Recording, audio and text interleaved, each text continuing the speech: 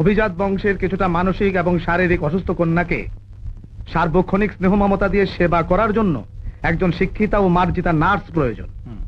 বেতন আলোচনা সাপেক্ষে। যোগাযোগ রাজীব চৌধুরী, ফোন 44913518। বুঝলাম, তুমি একটা বিরাট পণ্ডিত। এখন অগ দুইজনের মধ্যে দেখা সাক্ষাৎ কেমন হইব এটা কও। এটা তো এর মধ্যেই আছে। কোথায়? দেখো কি লেখা। কি? মৌ মামুনির দেখাশোনার জন্য নার্স চাইছে। রে তাতে আমাকে কি? তুমি থামো তো। ইমন, ইমন, তুমি উঠে বসো তো। তুমি নার্স সাইজা মৌ মামুনির সঙ্গে দেখা করবা। আমি কিভাবে? সেই চিন্তা তোমার না, আমাগো। কাল তুমি এই নাম্বারে ফোন কইরা মেইলি গলায় নার্সের চাকরিটা ফাইনাল করবা, ঠিক আছে? হ্যালো, পত্রিকায় আপনার বিজ্ঞাপন দেখে জি, আমি নতুন নার্সিং পাশ করেছি। নতুন পাস করেছেন? আই এম সরি, আমি চাই অভিজ্ঞতা সম্পন্ন নার্স। হ্যালো, এক্সকিউজ মি, আমার নাম ঈশিতা রোজারিও। আপনার বিজ্ঞাপনটা দেখে ফোন করলাম। 20 বছর নার্সের চাকরি করেছি।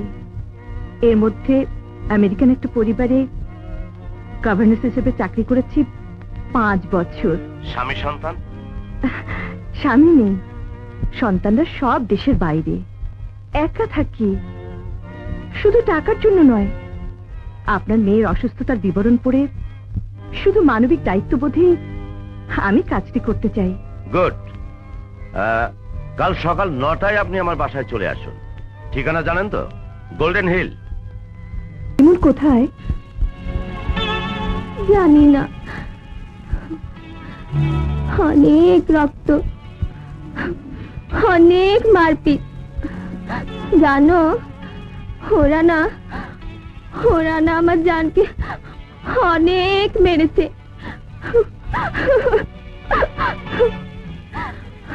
আমি ওদের ছাড়বো না। কি করবে? আলু ভর্তা করব, কচু ভর্তা করব, কিলিয়ে কাঁঠাল পাকাবো। শুধু একবার আমাকে বাড়ি নিয়ে চলো না। বাইরে যাবে? ওরা তো আমাকে যেতে দেয় না। আমি তোমাকে নিয়ে যাব। সত্যি? ফ্যান্টাস্টিক। ওলি ওলি ওলি, আমার কুকুমনি, আমার সোনামণি।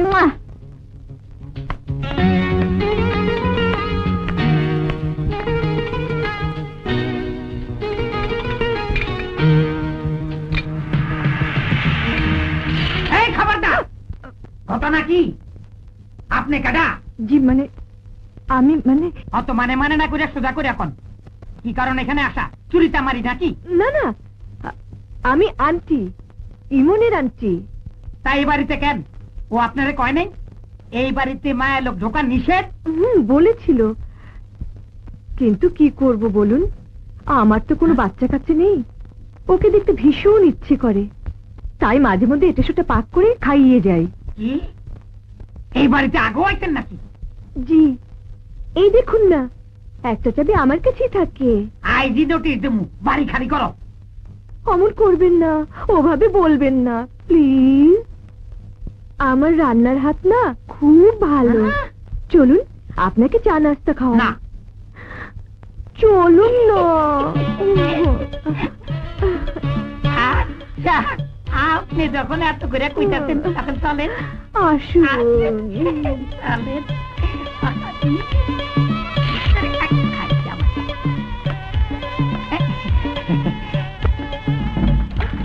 ও কি করছেন? মানে ঠান্ডা বাতাস আইতাছে তো, তাই দরজাটা বন্ধ করে দিলাম। আসেন আপনার লগে একটু আলাপ করি। কি ব্যথা পাইলেন? না, তা ঠিক নয়, আমার তো আবার বাতের ব্যথা। বাতের ব্যথা আগে কইবেন তো। একটু টিপা দিলেই তো ব্যথা আর থাকবো না। আমি আবার ভালো টিপতে পারি। আসেন টিপা দি।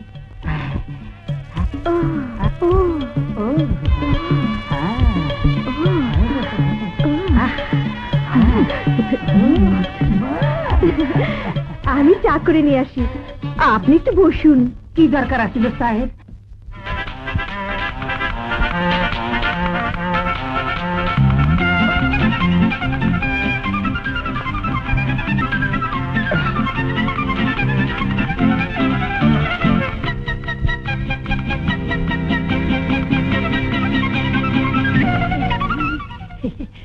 আসে না কেন?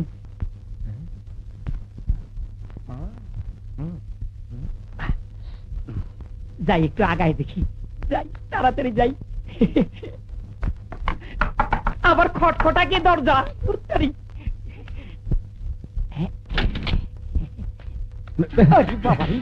আরে বাড়িওয়ালা চাচা, আপনি?